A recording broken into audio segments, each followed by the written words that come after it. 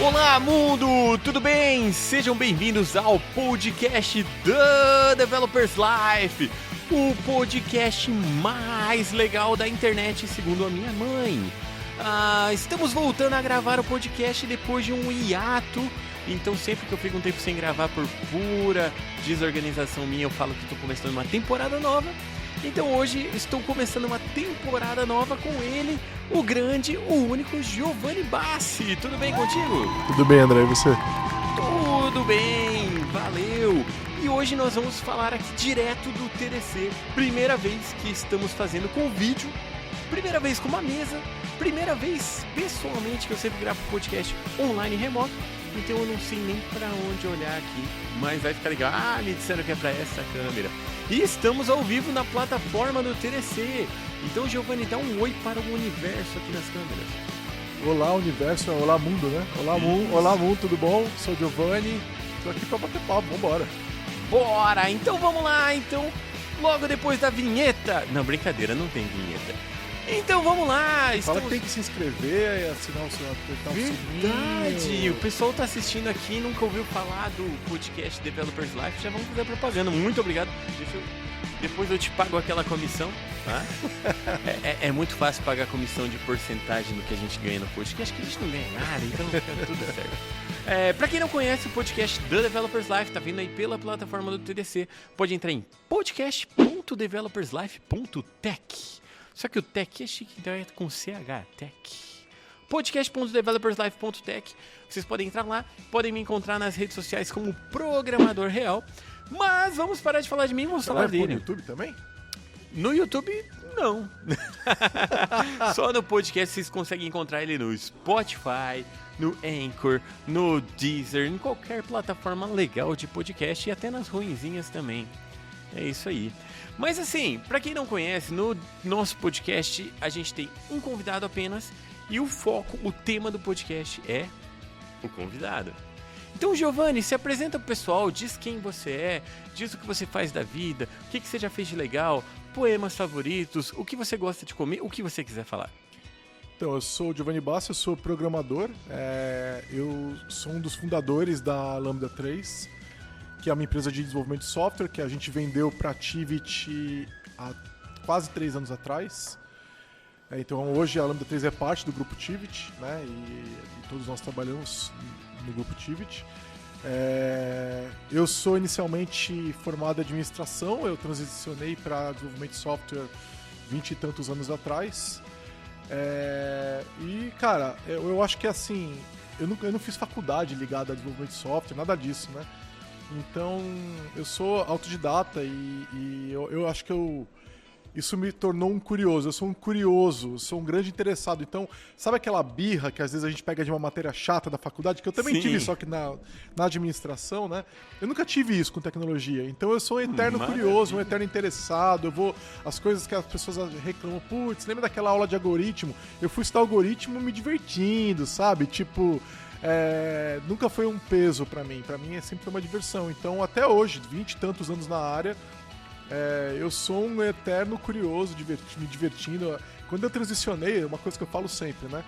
Quando eu transicionei de área, a impressão que eu tive é que eu não trabalhava mais, assim, eu tava de férias, eu trabalhava antes, sabe? Quando eu tava na área financeira, aí eu tava trabalhando, agora eu não trabalho mais, eu só me divirto. Perfeito, eu ia até te perguntar, porque você falou assim, eu vendi a Lambda e tal, e hoje eu trabalho. Eu ia falar, como assim trabalha? Ficou milionário vendendo e tal, não tá de férias eternas agora? Não, agora eu trabalho pela Revolução Comunista. Não, brincadeira. Eu trabalho como Chief Software Architect, eu sou a grande referência técnica dentro da Lambda. A gente, quando tem desafios técnicos maiores dentro dos projetos ou junto de algum cliente, eu estou sempre ali presente, né? Então, meu trabalho é um trabalho muito mais consultivo, seja diretamente com os times da empresa, seja diretamente com o cliente, varia dependendo da necessidade, né? Mas essa é minha pira, né? Eu nunca fui aquela pessoa de sentar e falar, não, eu vou ficar aqui quieto, programando funcionalidade de um projeto. se você me botar pra fazer isso por muito tempo, eu fico maluco, assim, sabe? Eu gosto de estar sempre encontrando desafios onde eu tô aprendendo coisas novas. Então eu tô sempre empurrando as fronteiras do que eu conheço e do que o cliente precisa, entendeu? Eu funciono melhor desse jeito, num processo constante de empenho e desempenho, sabe? Cara, eu acho que isso que faz a gente ficar vivo na programação, né? Eu até tava falando recentemente que não teve uma empresa que eu trabalhei que eu fiz só coisas que eu já tinha feito. A gente pega pepino novo e sai desafiando, né? E conta pra gente, a origem foi no Lambda do filme. Foi. Na verdade, assim, sim, a origem é essa. Da Revolta dos Nerds, lá do filme da década de 80, Sim. que inclusive é um filme super problemático, né, em diversos níveis. E hoje o pessoal conhece, acho que pelo Jovem Nerd, né? O Jovem Nerd já tinha pego essa referência antes, porque o podcast é de antes, a Lambda 3 surgiu em 2010, mas o Trilambda, ele é muito anterior a isso, ele já tinha, quando o Jovem Nerd foi usar, né, ele já tinha mais de 20 anos, né? Então é uma referência nerd, é uma referência cultural, né? Só que hoje em dia muita gente nunca nem viu o filme, não recomendo que vejam, né? Porque esse filme tem vários problemas, é um filme bastante machista e tal. Só que lá atrás, né, a gente não enxergava as coisas tão bem, né? Essa problematização, ela é muito mais recente na sociedade, né? Mas eu acho legal assistir o filme já com uma cabeça assim de pensar como que era antigamente. Que nem quando a gente assistiu o Tron. Exato. O Tron você não pode assistir esperando tecnologia, né? Exato, é outra coisa. Então, assim, veio de lá porque eles tinham uma irmandade que era Lambda, né? Trilambda. E a gente e vem do fato de que é impossível achar o nome de uma empresa, né? O programador já é ruim para dar nome para as coisas, né? Aí a gente queria uma empresa que tivesse o domínio.com.br. Cara, é impossível. É um nome curto, que seja fácil de lembrar e tal. É muito difícil. E aí isso surgiu e falou, pô, o domínio existe, dá para fazer e tal. Então foi meio que vambora, vamos com esse aí. Que massa, cara. Eu sei bem, quando eu comecei o Vida de Programador, cara, vidadeprogramador.com.br é longo comprido, pra né? falar. Qual que é o seu e-mail? O meu e-mail, andré@vidadeprogramador.com.br. A pessoa já dormiu na metade. Verdade. Massa, cara. Mas, só pra aproveitar aqui, a gente tá fazendo parte aqui da plataforma TDC, então é o podcast Tem Tempo pra Pergunta. E eu queria fazer uma pergunta pra você, uma pergunta... Você tem uma pergunta? Tem uma pergunta. Você tem uma pergunta também? E eu vou fazer uma pergunta... Tô brincando, gente. Olha aqui, bastidores pra quem tá vendo o vídeo, não tem nada, é falso. Nós temos perguntas. Não, é falso. Mas beleza. Mas vamos lá. Giovanni, você falou que transicionou há muito tempo atrás, há mais de 20 anos. Curiosidade de velho. Qual que foi sua primeira máquina? All of this can be fed into the computer through these magnetic tapes at a rate of 12,000 numbers or letters per second. Máquina em casa mesmo? Que você transicionou com ela ali. Então tem várias, assim. Ou quando você começou, na infância eu lembro da gente programando na casa do meu primo, que tinha um TK-85. Os meus pais compraram um XT, que é pré-286, né? Lá atrás, que acho que era 16 bits o XT, né? Eu me lembro. Cara, eu acho que era 16 bits. Isso foi na década de 80 ainda. Depois acabaram fazendo um upgrade para um 386 DX2, eu acho, né? E quando eu transicionei de carreira, eu não me lembro exatamente. Talvez já fosse um Pentium. Foi lá em 99, 2000, eu não lembro exatamente mais o ano, sabe? Porque faz muito tempo mesmo.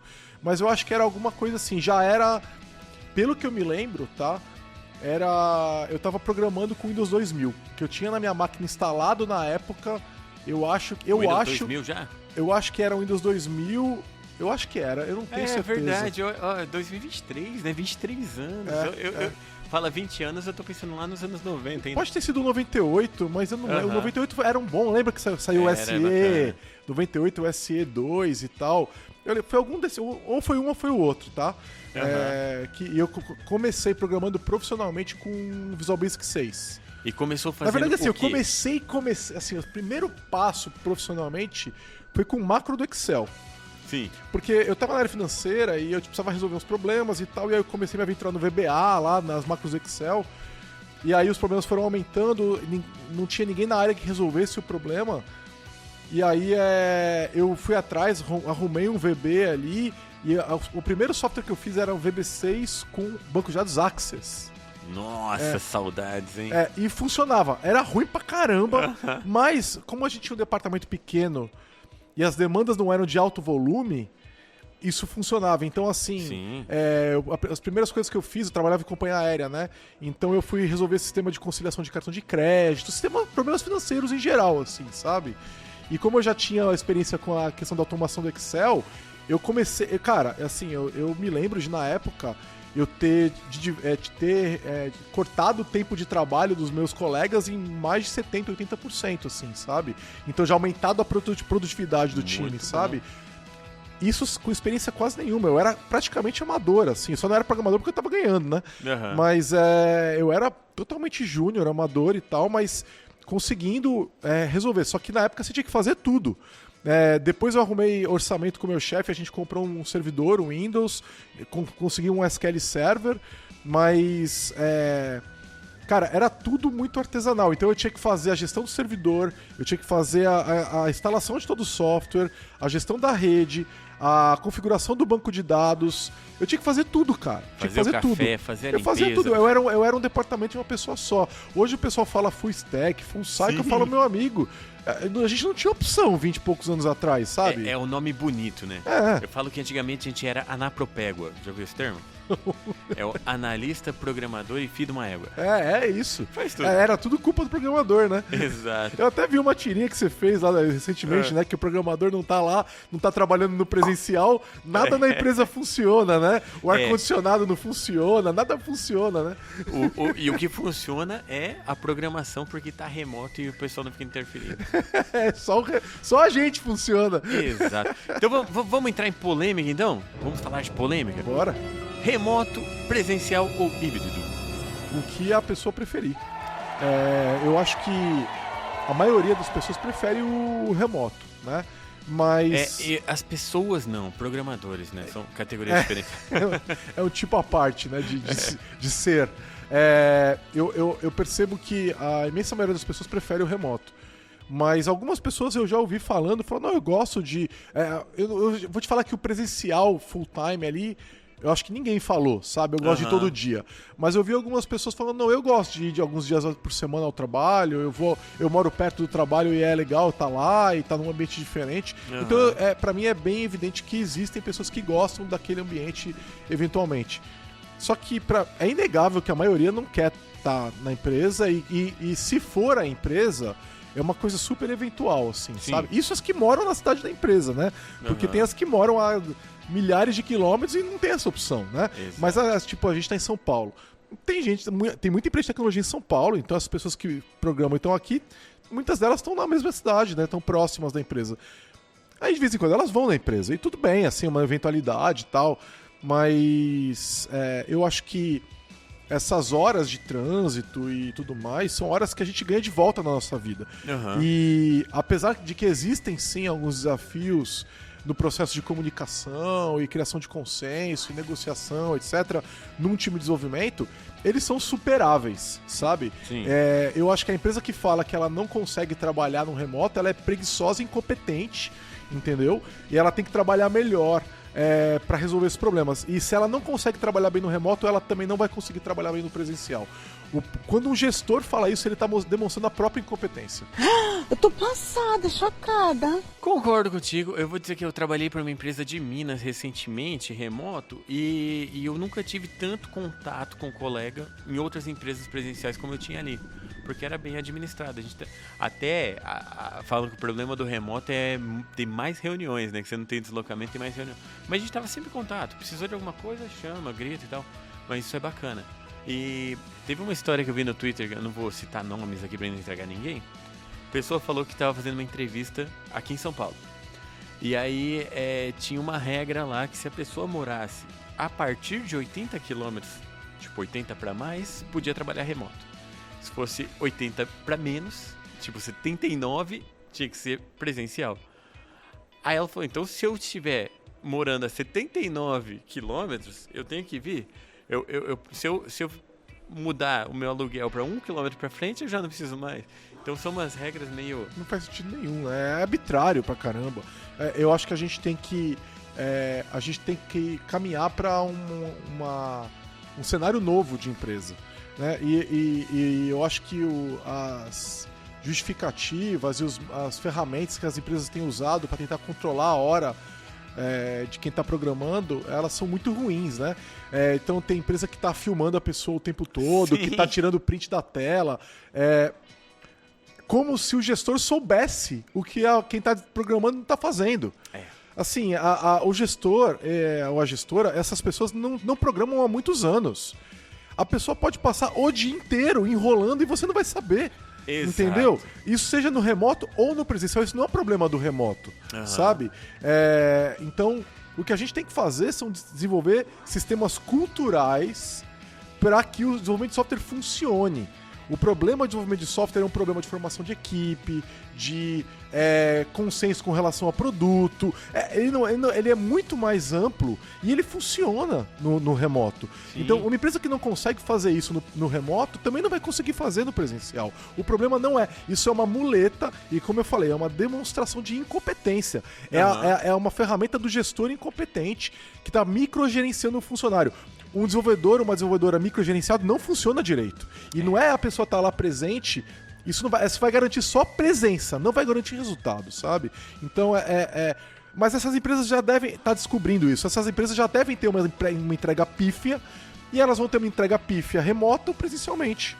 Exatamente. Eu lembro que muito antes do remoto, muito antes da pandemia, eu lembro que a gente estava falando sobre isso. Uma amiga minha perguntou, ela da área de gestão. Ela falou, como que eu sei se deve estar me enrolando ou não? Aí eu falei pra ela, você não sabe. Você não sabe, não tem como saber, porque se você não entende daquele negócio, você não vai saber. Às vezes deve estar lá o dia inteiro, assim, olhando pra tela. Não tá fazendo nada. Mas é aquele momento que tá resolvendo tá achando a solução, porque a gente trava, a gente para, a gente pensa e tal. Ou às vezes, tipo aquela história, tá compilando, tá fazendo isso aqui, sempre tem uma desculpa, né? Que quem vai enrolar, vai te enrolar. Então, sim. Eu acho assim, né? Eu já vi uma empresa, não trabalhei nessa empresa, mas um amigo trabalhava, que na hora que você estava deslogado, você não estava recebendo. Então a pessoa, ela era PJ, né? E não recebia quando estava deslogada. Cara, imagina só essa situação. Você para de programar e você vai no banheiro. Você trava a tua máquina, você não tá, né? Então você não tá recebendo. Aí você vai no banheiro e enquanto você tá lá fazendo xixi, você pensa na resolução do problema. Sim. Só que você não recebeu pra isso. Porque você não tava recebendo naquela hora. Se acontece comigo e eu sento na mesa, eu vou ter que pensar em outra coisa. Aquela solução eu não vou usar, eu não tava recebendo. Entendeu? Eu vou ter que pensar em outra. Essa eu não vou usar, entendeu? Cara, é um absurdo, sabe? Não é assim que as coisas funcionam. A gente tem que... eu concordo. Você não vai saber. Então, como é que a gente faz na Lambda? E como eu acho que funciona? Você tem que dar autonomia para os times. Então, se você colocar pro gestor ou pra gestora microgerenciar aquele time de desenvolvimento e dizer quando uma pessoa está trabalhando e quando ela não está trabalhando, essa pessoa vai falhar.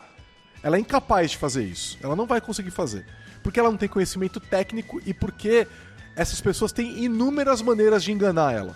É igual quando você leva o carro no mecânico e ele te fala que você vai ter que trocar a rebimboca da parafuseta. Exato. Você não sabe nem se isso existe. Entendeu? Existe uma assimetria de conhecimento. E as pessoas que quiserem te enganar, elas vão usar essa assimetria a favor delas. E é impossível você transpor isso, a não ser que você mesmo vire programador. Certo? Então, não vai acontecer. Como é que você resolve isso? Você deixa pro time se autogerenciar. Porque olha só, se tá eu, você e mais uma pessoa trabalhando juntos, certo? E a gente pega um trabalho pra fazer, e eu e você estamos fazendo, e a terceira pessoa não tá fazendo, nós vamos chamar a atenção dela. Isso. Mas, pô, amigo, qual que é? Nós estamos tendo que carregar o teu peso. Entendeu? Então, a gente sempre baseou o trabalho na autonomia dos times. O time sabe o que ele tem pra fazer. Então, não é uma pessoa que fica te enchendo o saco, que não faz parte do trabalho te enchendo o saco. É o teu time, que são as pessoas com quem você se importa, que estão do teu lado, que tem conhecimento técnico e que estão carregando fardo com você. Então existe uma responsabilidade tua com essas pessoas, sabe? Você fala, não vou deixar meu time na mão. Isso não é legal com eles, sabe? Isso funciona. Só que isso também não pode ser feito de maneira cínica, né? Uhum. Isso é só um pedaço de uma cultura muito maior, que não é fácil de ser desenvolvida. Só que você tem a opção de desenvolver essa cultura ou ter uma entrega ruim. É. Por isso que o desenvolvimento de software é um negócio muito delicado. Entendeu? A gente não pode trabalhar desenvolvimento de software como você trabalha o trabalho de construir uma casa. Não tem nada a ver, sabe? Uhum. É um trabalho muito diferente. Muito delicado em muitos aspectos, entendeu? Você pega o mesmo time e você coloca ele numa outra empresa sob outra circunstância, outra cultura, ele não funciona. Mesmas pessoas, sabe? Então, é um negócio muito... com muitos nuances, sabe? É aquele negócio que é um desenvolvimento, um trabalho criativo, né? Tipo, você faz uma fábrica ali, tudo mecânico, você mata o processo, né? Eu lembro Até porque numa fábrica você está construindo as mesmas coisas o tempo todo. E software você está construindo coisas diferentes o tempo todo. Não tem nada a ver. Porque o que já está construído a máquina faz, Exato. a IA faz, né? Exato. É por aí. Eu lembro que há muito tempo a gente brigava na empresa e eu falava ali, tipo, ó, dica pra gestão aqui, ó. Você quer matar um programador? Tira a criatividade. Tira ali a liberdade dele ouvir uma música, dele pesquisar na internet, dele dar aquela relaxada, porque... Parar pra tomar um café. Por isso que eu acho que o remoto é tão legal. Porque, por exemplo, eu paro todo dia à tarde, assim, muito raro eu não parar, porque às vezes o dia tá muito corrido, mas normalmente eu consigo parar. Eu paro lá por eu começo a trabalhar tarde, né? Então eu paro na metade da minha tarde, que é umas 4, 5 da tarde, assim. Eu paro pra tomar um café, e aí eu preparo meu café, eu moo o café, eu fervo a água, eu faço tudo com calma, eu evito fazer o café da cápsula, que eu tenho em casa também, mas eu quero fazer. Terapia, né? Eu quero fazer o processo, eu quero moer, eu quero sentir o cheiro do grão, eu compro um grão especial, então eu vou lá sentir cheiro, eu olho lá a granularidade do grão, se ficou boa, faço o negócio direitinho, pois até no meu Instagram o processo que eu fazendo ultimamente, né? What do you need? Coffee. Lots of coffee.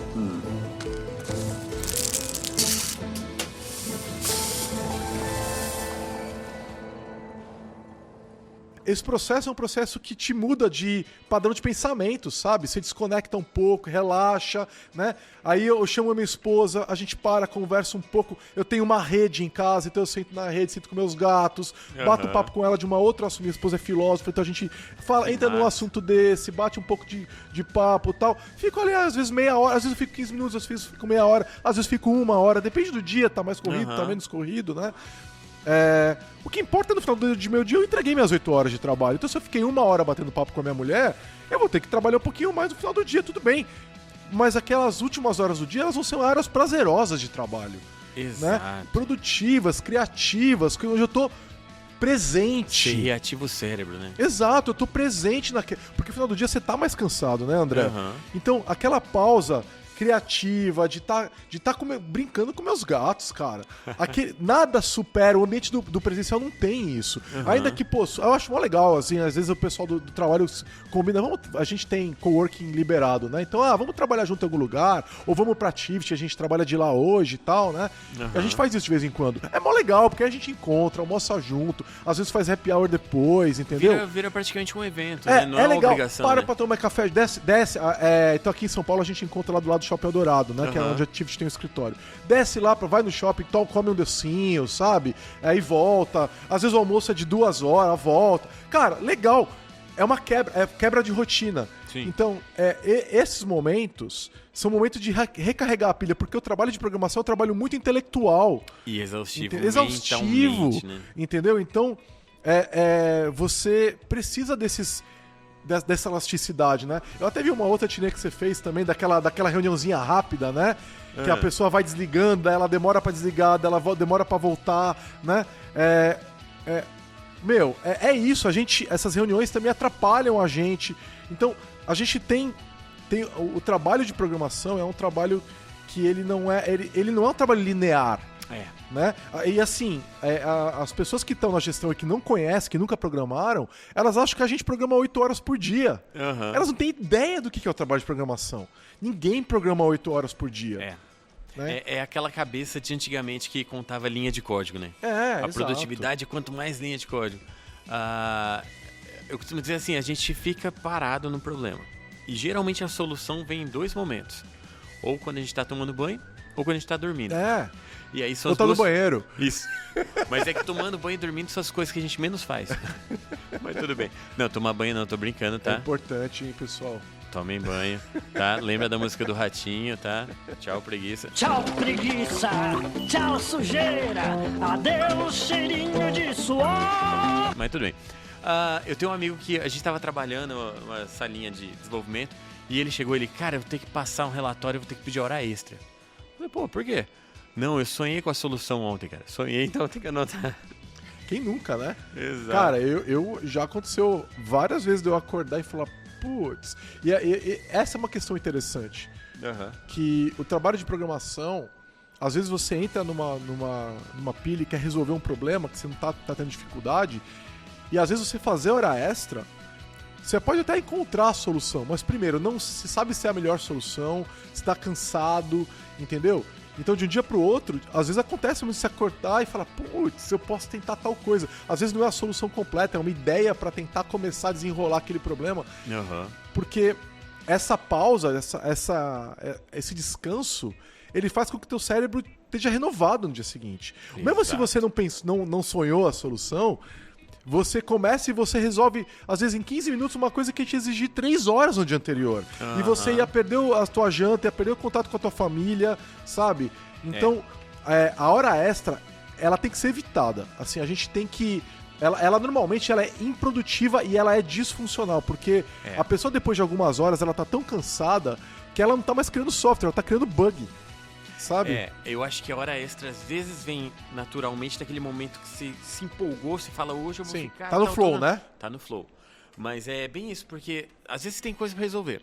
Tem que resolver uma coisa com as crianças, tem que pagar uma conta, ir no banco, pagar a conta. Olha só. Tem que, sei lá, qualquer coisa assim. E você não pode que você tá lá, no seu horário. Mas a sua cabeça tá lá, resolvendo o problema. Então você fica 3 horas com a cabeça presa no negócio, enquanto às vezes no presencial você só se desliga, vai, resolve, volta e aí... refrescou a cabeça, né? É isso. É não linear. Então, a gente... você precisa ter espaço para pensar. Né? O trabalho de desenvolvimento de software não é um trabalho de digitação. Ainda que eu seja um entusiasta de uma boa digitação, né? Então, um bom teclado, uma boa técnica. Eu fiz curso de datilografia lá nos anos 90, né?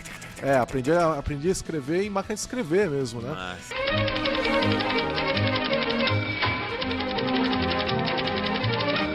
Mas eu acho importante, inclusive, saber digitar com os 10 dedos melhora a sua produtividade.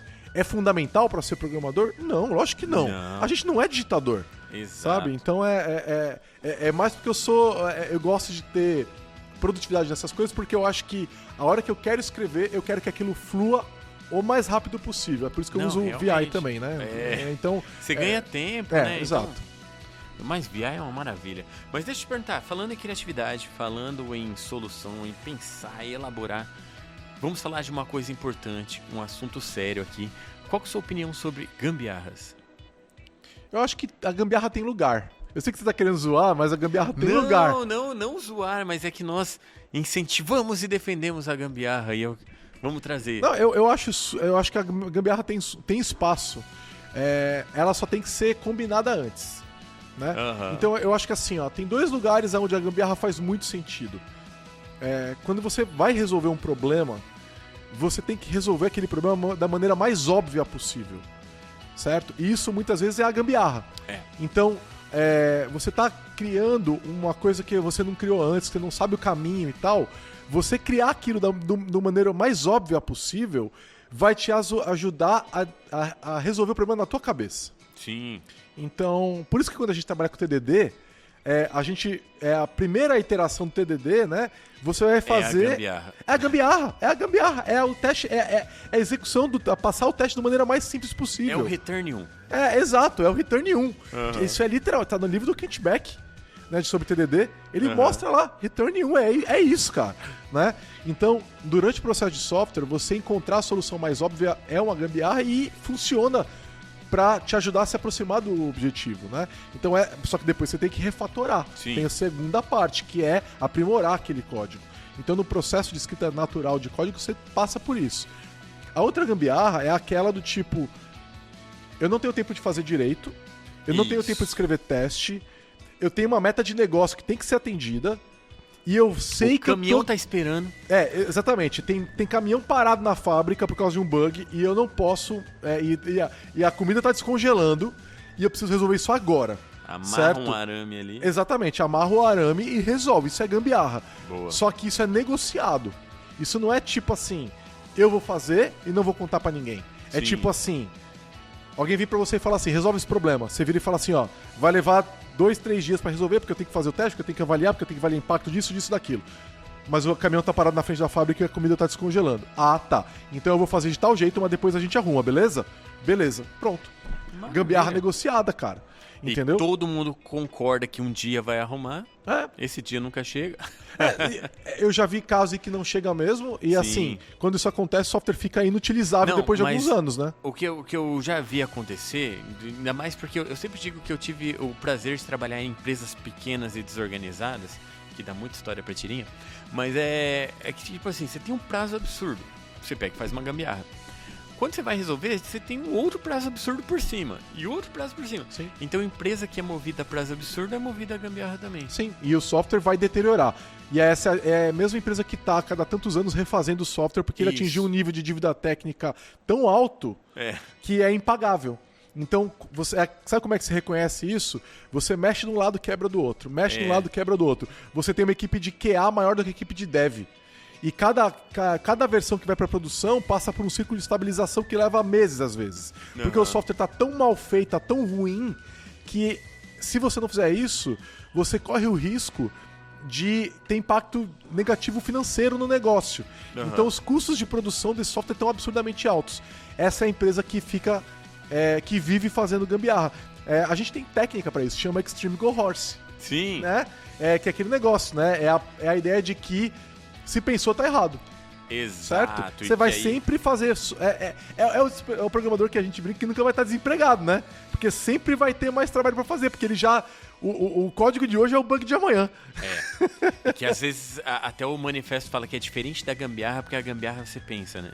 Exato. Então, as maiores responsáveis por essa zona na desenvolvimento de software são as empresas. Não é o programador ou a programadora. É a gestão que não entende como se faz software e que coloca prazo em cima de prazo e prioriza as coisas erradas. André, eu já vi empresa que eu falei assim, ó, fui chamado para analisar código e falei, ó, você tem risco de segurança aqui. Você vai tomar uma invasão. Mantém um relatório de páginas, a empresa não olhou.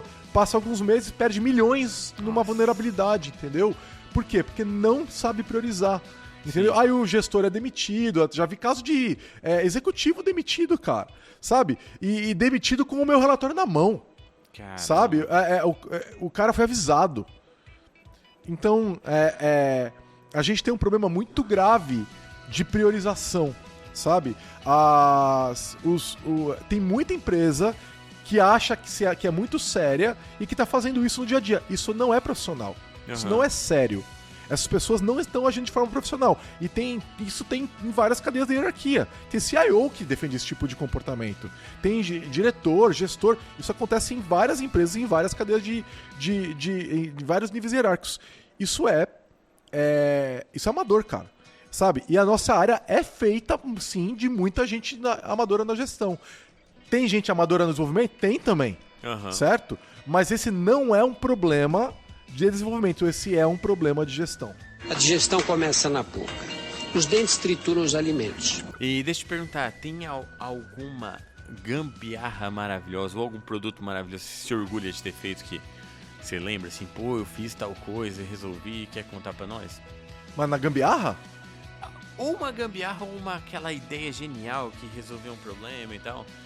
Às vezes eu pergunto no podcast isso, você lembra de algo memorável, um ponto-chave ou uma gambiarra que tá no coração, aquela que você traz com você? Cara, gambiarra eu já fiz muita coisa, assim, sabe? De ter que botar, assim... É que eu não posso dar muitos específicos, né? Mudamos os nomes. Porque eu tomo um processo por confidencialidade. Mas eu já mexi, eu já dei muita porrada em banco de dados em produção, né? De tipo, cara, tá com problema, vai demorar pra pôr o código, vai e mexe no banco. Entendeu? Eu já fiz muito isso. Inclusive, já dropei tabela que não podia, só que por sorte isso não foi em produção. Mas eu achava que era. Foi a sorte. Agora, gambiarra, assim, que eu possa comentar, eu acho que eu não lembro.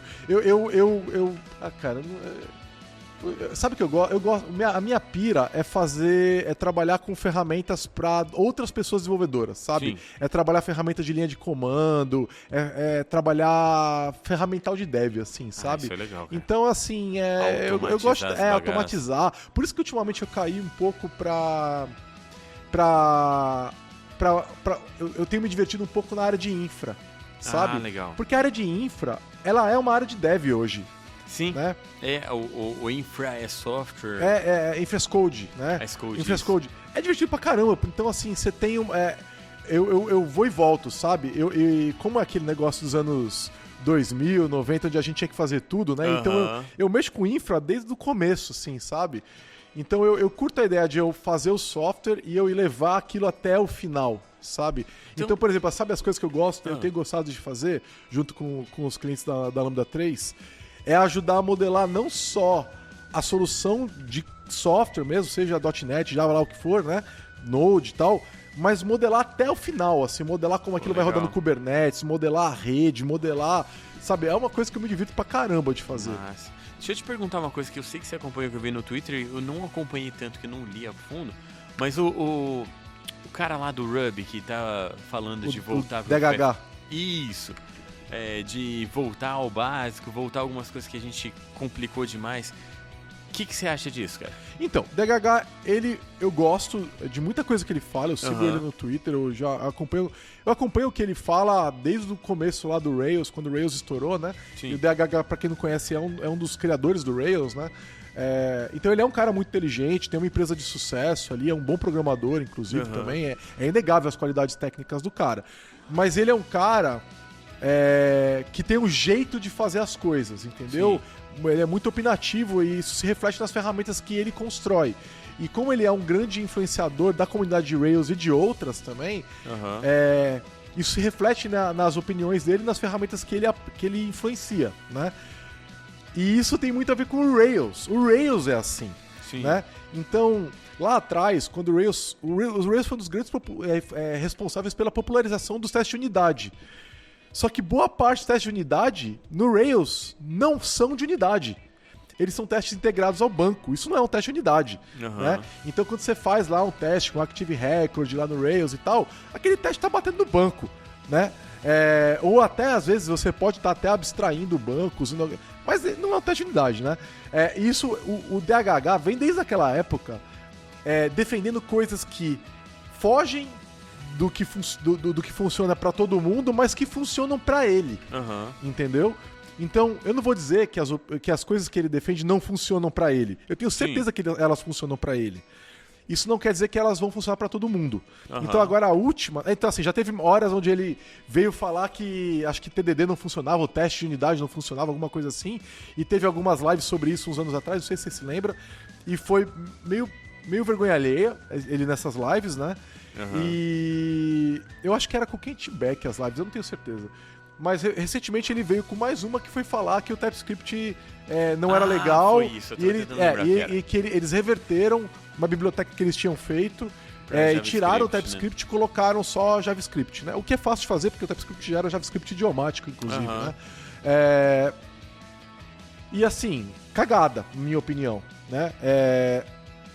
Eu não duvido da capacidade da equipe da empresa dele de fazer isso funcionar, mas eu acho que isso vai trazer uma série de desafios para eles e de problemas, né?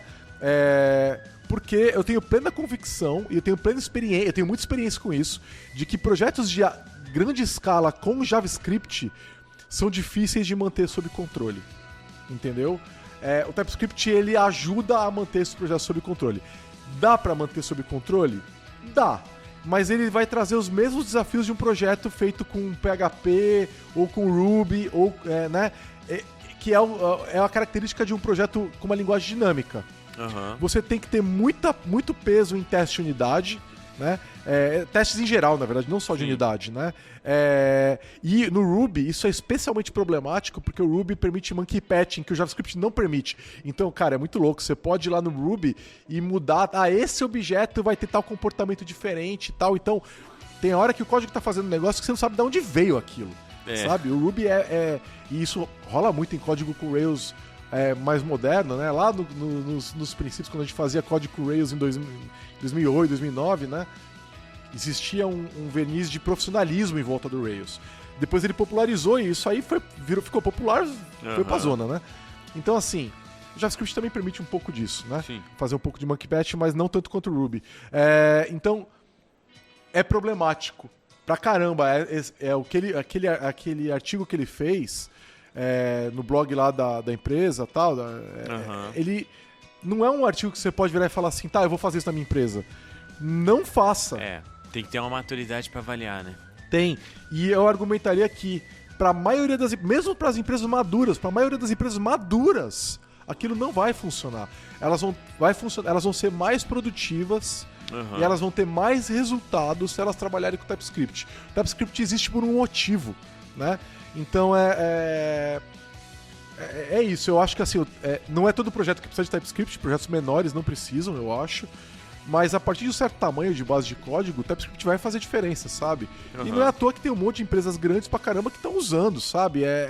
Não que empresa grande seja muita referência pra muita coisa também, né? Mas ele ajuda a domar um código dinâmico, sabe? Então, em resumo, o DHH é um cara legal, leio as coisas que ele escreve, mas você sempre tem que pegar o que ele escreve e botar o teu julgamento em cima. Mas isso não é verdade pra todo mundo também? Eu acho que volta lá no que você falou no começo, cara, que uma equipe de um jeito, se muda ela de empresa já não é a mesma coisa. Você tem a sua equipe, você tem a sua realidade. Eu tenho conhecidos meus que trabalham com desenvolvimento web e que usam o FTP, cara, porque botam um Apache, um PHP, sobe um FTP igual fazia nos anos 2000 e tá funcionando. Cara, enquanto funciona pro cara, vou julgar? Não vou julgar, cara. Tem soluções melhores, mas assim, até aquilo virar um problema... Por que você vai mexer? Sendo bem sincero, a empresa tá funcionando, tá dando resultado e tal. Eu acho que a discussão é de custo de oportunidade. A empresa poderia estar funcionando melhor? Talvez. Mas aí não é a minha empresa. Eu não tô no dia a dia dela. Enquanto eu não for chamado pra olhar, eu não posso dizer, entendeu? Enquanto eu não me envolver com o cenário de negócio daquela empresa, eu não posso falar, certo? O que eu poderia dizer cara, talvez você pudesse ganhar um pouco em produtividade e ter mais resultados se você observar o que tem de mais novo. Mas é possível que não, vai saber. Eu não tô lá pra dizer, né? Então, assim, depende muito do contexto de negócio de cada empresa, depende de onde você tá, depende de um monte de coisa, sabe? Eu já passei da idade de falar que a minha solução é a melhor. Aliás, isso que eu falei pro DHH, eu sugiro que as pessoas façam com o que eu falo. Eu tenho uma opinião super forte, assim, sempre tive, sempre fui, tipo, as pessoas que estão ouvindo a gente agora vão ver isso, né? Eu falo, não, isso aqui é melhor do que aquilo. Beleza, pega o que eu tô falando e desafia. Não pega, o Giovanni falou então tá certo. Não. Cara, bota na tua realidade e vê se faz sentido pra você, sabe? A gente tem que agir com tudo, pra tudo na vida tem que ser assim, sabe? Bem isso. E nosso tempo está chegando ao fim, mas ainda temos um tempinho ainda. Só queria fazer aquele reforço, queria agradecer ao pessoal do TDC que cedeu aqui a estrutura. Estamos no meio do TDC Business em São Paulo, tá? Muito legal aqui, tem um monte de coisa bacana. Inclusive tem até pintura de rosto que eu pintei aqui do lado. Agora que eu me toquei que tá aparecendo na câmera aqui, parece uma tatuagem, mas não, é só uma pinturinha, pasta d'água. E deram os cartões pra gente organizar o episódio de hoje, né? Foi muito importante pra gente poder comentar sobre o que a gente ia falar. Cara, mas eu gostei muito do que você falou, muito bom o jeito que você trouxe, assim, acho que traz uma clareza, uma suavidade legal. Queria te pedir, cara, aproveita olhando para a câmera. Não tô olhando. Mas assim, o pessoal que tá começando na área, ou o pessoal que já tá em gestão, que você trouxe algumas questões ali de que a gestão que tem alguns problemas, aprender melhor e tal. Que caminho que você indicaria, assim, pra, tipo, eu quero aprender a fazer direito? Qual que seria um norte? O norte é o desenvolvimento ágil, né? Feito direito. Então, assim, o problema do desenvolvimento ágil é que, como todo processo, que ele vai trazer uma série de processos, ele vai trazer junto uma mudança cultural. Se você não trabalhar a mudança cultural, ele não vai funcionar. Ele vai expor todos os seus problemas. E aí tem um valor no Extreme Programming chamado coragem. É um dos valores do Extreme Programming. Se você não tiver coragem para desafiar o seu jeito confortável e errado de fazer as coisas, você não evolui, né? Legal. Então, eu acho que o grande norte é o desenvolvimento ágil, tanto no que toca na parte de gestão, quanto na parte de engenharia. Então, como não dá pra ir muito além num episódio de podcast, né? Então, eu acho que o norte é o desenvolvimento ágil, e disso vai se desdobrar um universo. E aí são vários episódios que a gente teria que gravar para poder falar sobre isso. Podemos depois. Então fiquem atentos aí, se vocês querem mais, podem mandar mensagem e falar, queremos mais do Giovanni e tal, e a gente chama ele de volta e tal. Beleza. Deixa eu te pedir então para deixar os seus contatos para shows, mensagens, onde o pessoal te encontra, diz aí pro pessoal. A melhor maneira de falar comigo é no Twitter, @ o Cheater, agora é o Cheater, né? Só vou dar uma dica, não mandem mensagem direta pra ele em dias de evento, enquanto ele tá fazendo um monte de palestra, que ele não responde na hora. Eu demoro. O Twitter é ruim pra entregar mensagem direta, né? Mas elas estão abertas, então quem quiser falar comigo pode mandar que eu respondo todas as mensagens. Mas as diretas, porque o Twitter demora pra mostrar, eu acabo demorando pra responder, né? Várias respostas minhas começam com foi mal, só vi agora. Né? Sim, e sem contar quando não é da sua lista, cai nas solicitações que nem notifica. Exato, não notifica. Mas se mandar mensagem aberta é mais fácil de ver, porque ele avisa na hora. Então a melhor maneira é falar comigo no Twitter, que é @GiovanniBassi. No LinkedIn eu uso pouco. LinkedIn eu quase não tô lá, a pessoa me manda contato, eu não falo lá, não publico nada lá. Eu sei que muita gente usa, mas eu não uso. Então, mesmo que você me ache lá, eu não sou o melhor lugar, mas enfim, é isso. Maravilha.